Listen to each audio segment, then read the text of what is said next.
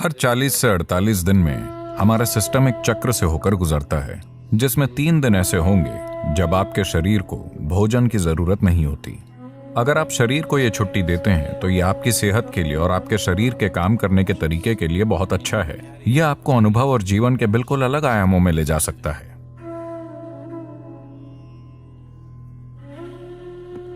अगर आप शरीर के स्वाभाविक चक्र पर ध्यान दें तो मंडल नाम की एक चीज होती है। हर 40 से 48 दिनों में सिस्टम एक चक्र से गुजरता है। ऐसे हर चक्र में, प्रत्येक चक्र में 3 दिन ऐसे होते हैं जब आपके शरीर को भोजन की जरूरत नहीं होती।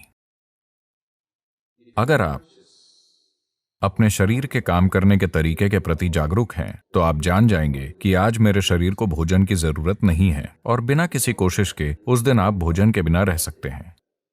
अगर आप इस चक्र पर ठीक से गौर करते हैं तो अगर यह जागरूकता मौजूद नहीं है कि वो कौन सा दिन है, तो उसके लिए भारत में एक दिन तय किया गया है जिसे एकादशी कहते हैं। इसका मतलब है पूर्णिमा से 4 दिन पहले और अमावस्या से 4 दिन पहले लोग खाना नहीं खाते। वो सुबह उठते हैं, कोई नाश्ता नहीं, कोई लंच नहीं, सूरज डूबने के बाद ही वो एक बार भोजन करते हैं। इसका उद्देश्य है सिस्टम को अपना तालमेल ठीक करने की अनुमति देना। अगर आप ये छुट्टी देते हैं तो यह आपकी सेहत के लिए और आपके शरीर के काम करने के तरीके के लिए बहुत अच्छा होगा, क्योंकि खुद को ठीक करने के लिए सिस्टम को वो समय चाहिए। हर दिन भोजन, ये शरीर के लिए बहुत मेहनत का काम है। इसे थोड़ी छुट्टी दीजिए। अगर आप उपवास नहीं कर पा रहे तो एक दिन आप कुछ हल्का ले सकते हैं, शायद सिर्फ फलों का रस या कुछ और जो सिस्टम के संभालने के लिए ज्यादा हल्का है। निश्चित रूप से आपका शरीर बहुत आभारी होगा।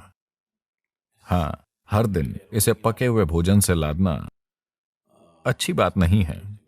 तो इसका आध्यात्मिक महत्व क्या है? क्योंकि ये एक सफाई है। अगर आपका सिस्टम जीवंत नहीं है तो आपको कुछ भी आध्यात्मिक करने की इच्छा नहीं होगी। आप सुस्त महसूस कर रहे हैं।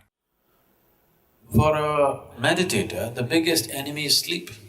एक ध्यान करने वाले के लिए उसकी सबसे बड़ी दुश्मन नींद है।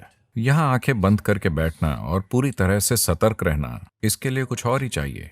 ज्यादातर लोगों के लिए अगर वो आंखें बंद करते हैं तो सो जाते हैं। तो यहां बंद आंखों के साथ बहुत सतर्क रहते हुए बैठने के लिए शरीर में एक स्तर की जीवंतता की जरूरत होती है। तो इस जीवंतता को पैदा करने के लिए हम इस पर गौर करते हैं कि कैसे खाएं, क्या करें, कितना खाएं, ये सारी चीजें। ये आध्यात्मिक नहीं है, लेकिन इससे सही किस्म का शरीर तैयार होता है। अभी अगर आपका शरीर बहुत सुस्त महसूस कर रहा है, मैं आत्मज्ञान की बात कर रहा हूं, तो क्या करें, है ना? तो इसे जीवंत और सतर्क रखना और शरीर को दर्द और समस्याओं से मुक्त रखना महत्वपूर्ण है, क्योंकि सिर्फ तभी आप किसी बड़ी चीज की तलाश करेंगे। अभी आपके पैर में दर्द है, बहुत ज्यादा दर्द है, भगवान प्रकट होते हैं, आप क्या मांगेंगे? पैर का दर्द चला जाए, आया ना? आप और क्या मांगेंगे? आप इतना ही मांगेंगे, है ना? क्योंकि शरीर आपके ऊपर इस तरह की ताकत रखता है। जब तक आप इसे एक स्तर की सहजता में नहीं रखते, यह हर दिशा से आप पर हावी रहता है कि नहीं? इसके लिए अपने शरीर को बहुत शुद्ध और स्वस्थ रखना महत्वपूर्ण है, वरना शरीर आपके जीवन में हावी हो जाता है। यह आपको कुछ और सोचने ही नहीं देगा। अभी अगर आपके शरीर में कहीं वाकई दर्द शुरू हो जाए, बस आपकी छोटी उंगली में वाकई बुरी तरह से दर्द शुरू हो जाए, आपकी किसी भी चीज में रुचि नहीं है, न भगवान में, न आत्मज्ञान में, न ध्यान में, कुछ भी नहीं, आपकी रुचि सिर्फ इसी में है कि नहीं? तो इसमें उस तरह की ताकत है, तो आपको इसे खुश रखना होगा। सिर्फ तभी ये आपको कुछ और करने देगा, वरना ये आपको कुछ नहीं करने देगा। तो उस संदर्भ में बीच बीच में उपवास रखना, शरीर को छुट्टी देना ताकि वो खुद को ठीक कर सके, अपनी जीवंतता वापस ला सके, ना कि भोजन के साथ सुस्त बन जाए, ये महत्वपूर्ण है। उपवास करने के बजाय अगर आप बस एक भोजन और अगले भोजन के बीच पर्याप्त अंतराल रखते हैं, अगर मैं ये कहता हूं तो आप योग छोड़ देंगे। एक भोजन और अगले भोजन के बीच 8 घंटे का ब्रेक होना चाहिए हमेशा।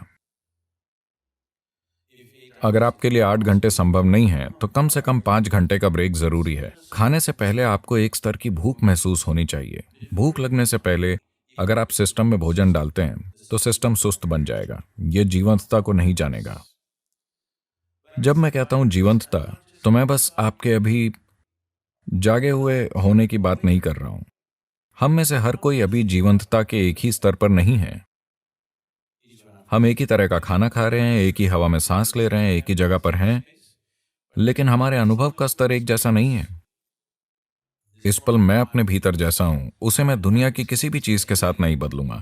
अगर आप मुझे पूरी दुनिया दे दें तो भी मैं सौदा नहीं करूंगा, क्योंकि ये उससे बहुत बड़ा है और ये हर किसी के लिए संभव है। ये सिर्फ इसलिए नहीं हुआ है क्योंकि जरूरी ध्यान और सिस्टम के साथ जो किया जाना चाहिए वो नहीं किया गया।